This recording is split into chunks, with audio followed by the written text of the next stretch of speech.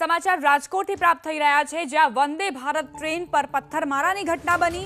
રાજકોટ નજીક બિલેશ્વર સ્ટેશન પાસે આ ઘટના મોડી રાત્રે 9 વાગ્યાની આસપાસ 22/9/25 पे जब वो बिलेश्वर से राजकोट स्टेशन के मध्य थी तो राजकोट स्टेशन से लगभग 4 किलोमीटर पहले उसके ऊपर किसी अज्ञात व्यक्ति द्वारा पथराव किया गया और पथराव में ज़्यादा पत्थर नहीं फेंके गए। उसमें हल्का सा C4 और C5 कोच में विंडो पे हल्का सा क्रैक आया है, जिसमें किसी भी पैसेंजर को किसी भी प्रकार का कोई डैमेज या फिर कोई भी उसमें हताहत नहीं हुआ है।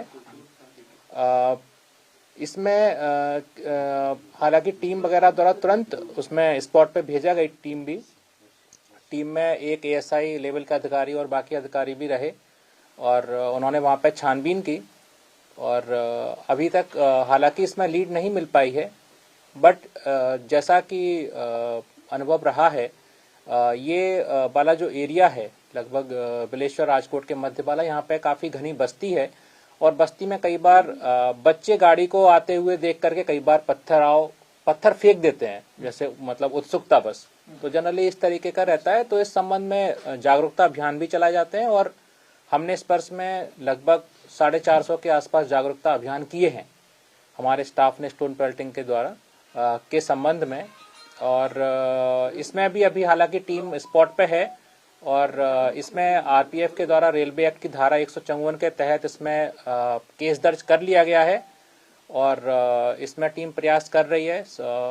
इसमें गुप्त सूत्रों से भी जानकारी प्राप्त की जा रही है और इसमें प्रयास किया जाएगा, मालूम किया जाएगा और प्रॉपर इन्वेस्टिगेशन के बाद ही हम कह सकते हैं कि बेसिकली किसने किया या फिर कौन इसके लिए जिम्मेदार है। सर कितना नुकसान कितना हुआ है, कितने कांच टूटे?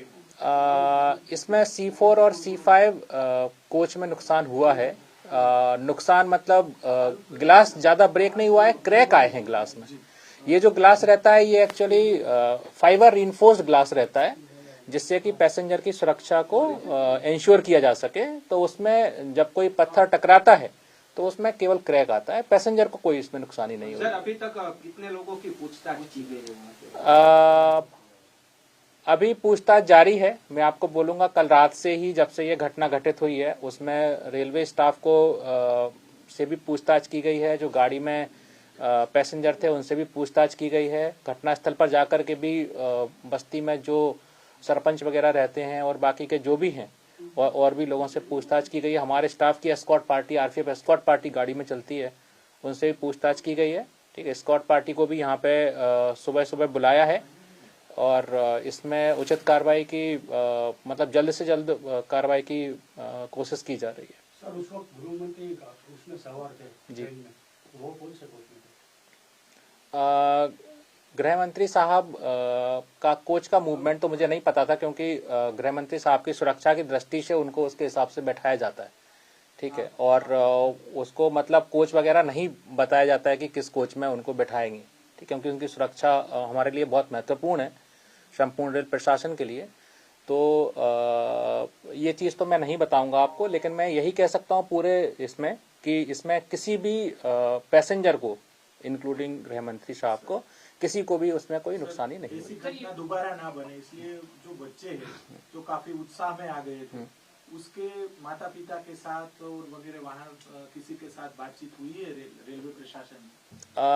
जी, जैसा मैंने पहले भी बताया, हम जो भी घनी बस्ती वाले एरिया हैं यहाँ पर जहाँ पे इस तरीके के बच्चों वाली शिकायत रहती है स्टोन पेल्टिंग की, तो उसमें स्पॉट पर जाकर के उनके बच्चों को समझाइश भी की जाती है, गांव वालों को भी समझाइश की जाती है, जो चरवाहे रहते हैं आसपास वो भी जो आसपास ट्रैक के आसपास रहते हैं उनको भी समझाइश दी जाती है।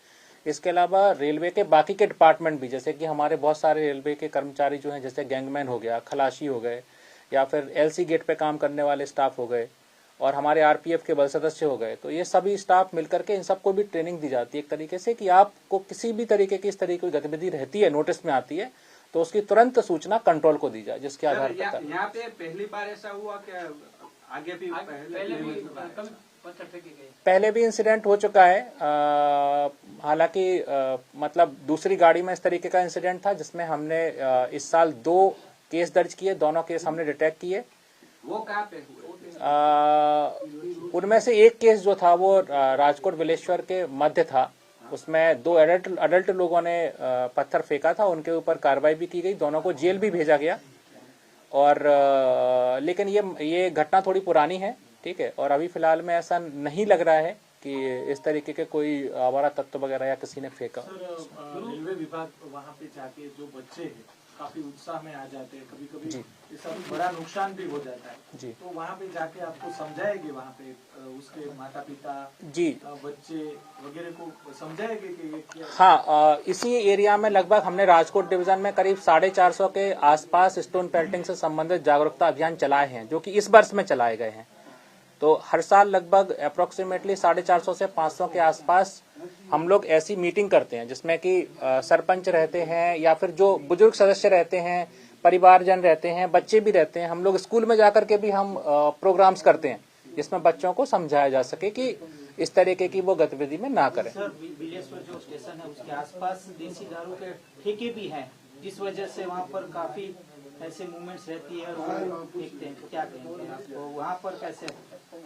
नहीं, इसमें जैसे ये चीज स्टोन पेल्टिंग का इंसिडेंट इससे हटके है, लेकिन इस संबंध में यदि आप पूछ रहे हैं तो मैं कहना चाहूंगा कि जो भी लिकर के केसेस आते हैं उनका जो क्षेत्राधिकार है वो जीआरपी से संबंधित रहता है, क्योंकि प्रोहिबिशन एक्ट स्टेट का एक्ट है। लेकिन जहां पर भी जैसे रेलवे संपत्ति के अंदर यदि कोई न्यूसेंस हो रहा है तो उसमें आरपीएफ की टीम जीआरपी के साथ मिलकर के उनके ऊपर कार्रवाई करती है और उनके ऊपर अरेस्ट भी करते हैं।